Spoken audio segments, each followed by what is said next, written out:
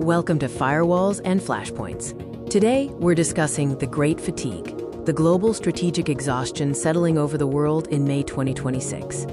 This title isn't just catchy, it's the diagnosis for a planet weary of being the battleground for superpowers. We are a world tired of proxy wars, endless crises, and the constant threat of escalation. This strategic exhaustion is palpable. We'll weave three major threads into one narrative: the tragedy in Kyiv, the intelligence failure in the Negev, and the resulting global exhaustion. First, let's look at segment 1, the actor and the abyss, focusing on the war in Ukraine. The irony is stark. The world mistook Zelensky's successful TV show for a political blueprint, underestimating the grim reality of the conflict. Zelensky's media mastery was powerful, building a crucial firewall of global support for Ukraine.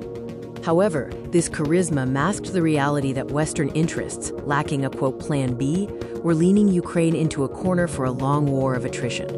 Next, we turn to the Middle East for segment 2, the flashpoint of hubris, and the intelligence collapse that led to October 7th. October 7th addressed the unanswered question of why. It was a flashpoint, where reliance on technology and intelligence became a fatal crutch. Netanyahu, the ultimate political survivor, became a victim of his own strategy to, quote, manage Hamas, watching the intelligence wall crumble.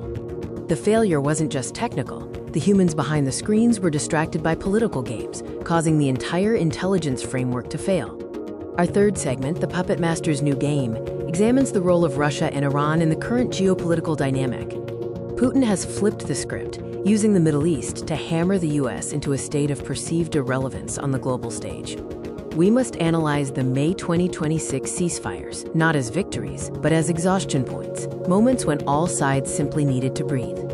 The US military budget is at an all-time high, yet all that money buys are shaky truces and Victory Day pauses just to keep the world from ending. Finally, we close with segment 4, the cost of interests, turning our attention to the human toll.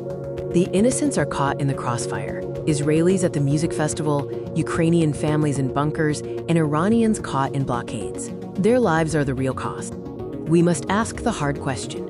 If war is fundamentally a distraction from achieving prosperity, why are we still paying for the distraction? As we wrap up, let's reflect on where history has led us. We once believed history marched toward global wealth and digital connection. Instead, we've reached the Great Fatigue. We are a world that knows too much via intelligence, yet still does too little via diplomacy. All the money in the world can't buy a day of peace not bought with a threat.